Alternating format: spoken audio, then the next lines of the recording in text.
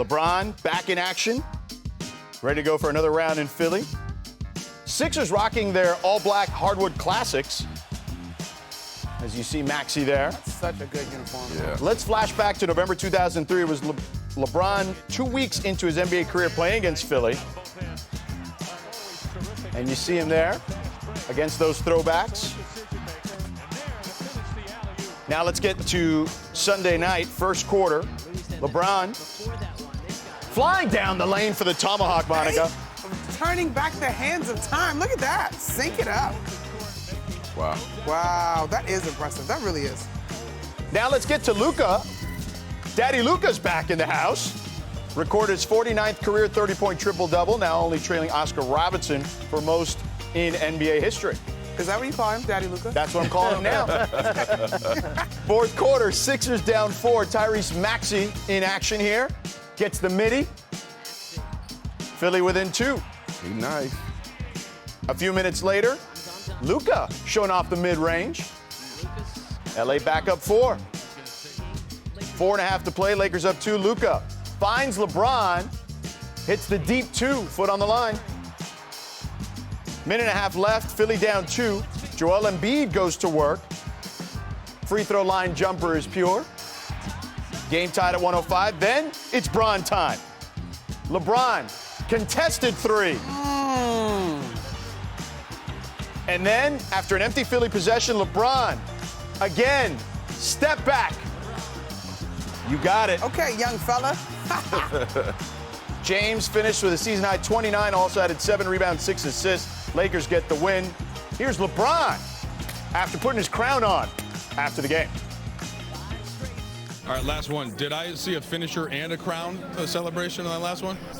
Absolutely. I messed it for the first time in my life. Needed to. Yeah, I needed to. I had that moment. That was vintage LeBron, so, we're happy he was there to save us. He had an amazing game, obviously amazing fourth quarter. I think it was 2 or 3 baskets was insanely important for us. So he just decided the game. So I've had so many of those moments there. It never gets old, and that's the one thing you won't be able to get back when you're done playing is that arena. That excitement of going out and either the excitement or the boos and the cheers or whatever the case may be. You'll never be able to get that back once you're done playing. All right, Mark, I'm going to start with you. What did the old man show you last night?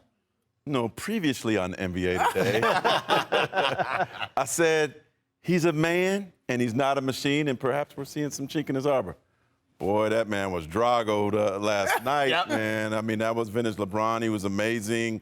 And the good thing is when you have Daddy Luka, as you called him. Oh, my gosh. Austin Reeves. Perk called him Skinny Luka, so I'm calling him Daddy Luka. Fair enough. This is going to be one of the greatest third scorers the league has seen. I mean, if that's your third scorer, and he could do that on when they need him to do it. But the good thing is he doesn't have to do that all the time. So to me, it was nostalgic seeing him back in Philly. And the million-dollar question is how much longer does he have? But when he's in Philly, when he's in New York, when he's in Chase Center, it's always going to be extra cool to see him in those games. Monica, you're on the West Coast. What do you think of the team that is the most beloved on the West Coast? Okay, here's the thing. To Mark's point, if you got somebody that's putting up triple-doubles casually, a la Luka Doncic, you have the opportunity to turn back the hands of time in spurts. Do I expect LeBron to average sort of this productivity, that efficiency from the three-point line over this season in season 23? Probably not. But to Mark's point, he's in a position now where you look at the attention that Austin Reeves is garnering. You look at the attention that obviously Luka Doncic is garnering. He just has to pick his spots. And when you look at it, some plays from last night, this is Austin Reeves operating in that pick and roll, right? There's LeBron. It's a give-and-go situation. The defense actually probably for the first time in however long almost loses track of LeBron James, and that allows you to set up for this easy play at the rim. That's a high flyer. He's always been a terrific facilitator. We know that about his game, and that has stood the test of time. Same thing here. You decide to leave LeBron James covering the pick and roll or the screen action?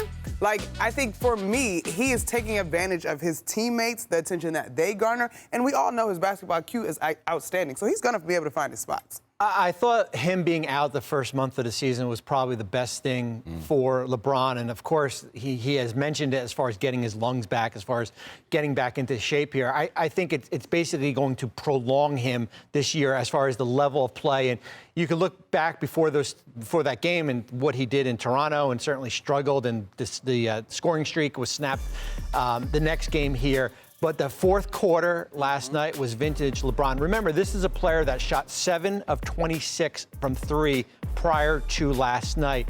Last night, 4 of 6 from deep. And I just thought you saw a little bit more fresher. I thought the legs were there.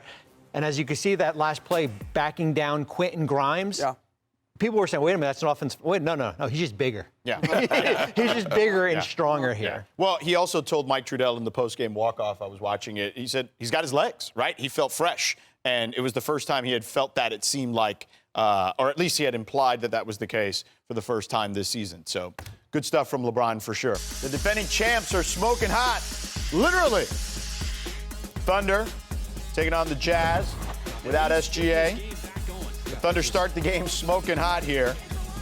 Thunder hit 11 threes in the first quarter, the most in any quarter in franchise history, as well as most by any team in a quarter this season. And the Thunder are just getting warmed up. Going up and coming down, that's for sure. Let's go early second quarter here. J-Dub finds Chet for the dunk. J-Dub had 25 and 8. A minute later, Cason Wallace throws it up to Holmgren. Here it comes. Oh, Thunder so hot they're causing smoke off the stanchion, literally. Jeez. Holmgren with 25 and 9. Oh. Thunder like go on. Soccer, just keep going. That is Smoke the Jazz by 30. Running clock. Gee whiz. Thunder may be even better than last year, as they're 4 games better than they were through 24 games last season, and are outscoring teams by 4 more points per game, which is pretty impressive since they set the all-time single-season point differential record last year. And the Thunder are scoring 5.4 more points per 100 possessions than the vaunted 2015-16 Warriors did during their all-time best 24-0 start to begin a season. And with 1 more win, they would match the 73-win Warriors' 25-game start, as, of course, Golden State lost game 25. Speaking of the Dubs, let's check in on Golden State's weekend. Warriors visiting the Cavs. Pat Spencer gets his first career start. He's him. Who's Pat Spencer again? For those that don't know, It's a great story. #1 pick in 2019 in the PLL, the Premier Lacrosse League, all-time Division I assist leader during his 4 years at Loyola University, and an award-winning, Heisman Trophy winning, basically. It's called the Tewaraton Trophy, which is like the Heisman for lacrosse. Fast forward, Spencer, catch and shoot here. Nice ball movement. He drains the 3. I mean, dude can ball, no matter what sport it is. Yeah, he can. And he wears 61, probably the first NBA. Now he seals the game with a free throw. Spencer waving goodbye after that to the Cavs crowd. Wow. Here's Steve Kerr after the game. I think the other thing is that his coach realized that Pat is that. You know, I think that's that became clear. Sorry. Am I allowed to say that? Yes, you did, Steve. Hey, Jimmy Butler made his return from injury versus his former team, the Bulls. Pat Spencer got his second career start. Spencer starting in place of Kuminga. Spencer on the drive. Fade away. Nice jumper. Get that jersey in the store. Wow. Fourth quarter was Jimmy time. Gets the easy lay in there. Next possession down, Jimmy. From 3. I mean, where's the defense on That does not exist in the Windy City, apparently. Warriors win. Here's Steve Kerr on the Jonathan Kuminga situation. Just got to keep going, just like everybody else who's in this position. And it happens to everybody, you know, pretty much, other than the stars. You know, guys come in and out of the rotation depending on, you know, who's available, how the team's playing. I think we just switched on things. Yeah, that's all. As long as things are working out there and we're winning, I don't see the point of, you know, switching anything, changing. So, you know, whenever my number get called, I'll be ready. So it seems like Jonathan Kuminga is saying all the right things, but yes, you're right. How big a deal is this DMP? Free JK.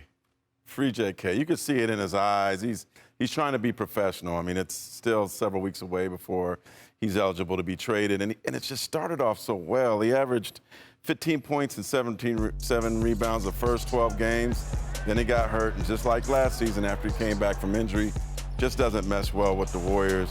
Obviously, it's going to be a couple weeks till he's eligible to be traded, but I know the Sacramento Kings are still interested. They threw Monk at it before in the first, but I don't think that first would be available anymore.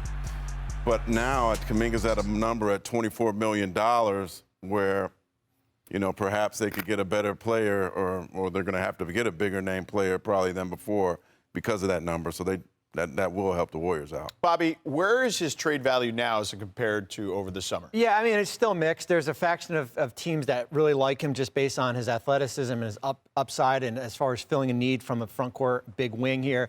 I think it's going to be interesting to monitor. He's eligible to be traded starting on January 15th. His contract rate is around $22.5 million. I think the big question for me is what happens if there's a deal not of the Warriors' liking if they don't make a trade by the February 5th deadline and he's still on this roster. Past that, what is going to be the internal dynamics of it?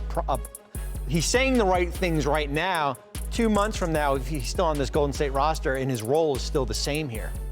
See, that's the thing. The role to me, like you go through last night's box score, you obviously had no Curry, no Green, like, and you see Kuminga. So like, I hear you. To a point, you are a professional, but then you get to a place where you could professionally say, this is no longer a good fit on my end either, and we would all be looking and watching because there was a point last season when they were trying to stay afloat where you needed the productivity of Jonathan Kuminga, and he was able to step up. You know, and it's interesting hearing Steve Kerr talk, and this is a Warrior roster that had been taken on water here with their injuries here, and you're putting out the players that you think are the best that can help you win games. But him talking about Jonathan Kuminga felt like it was Jonathan Kuminga's rookie season. I mean, this is a guy that's been on your roster already for 4 seasons. But this has been an ongoing battle for the last 2 or 3 for sure.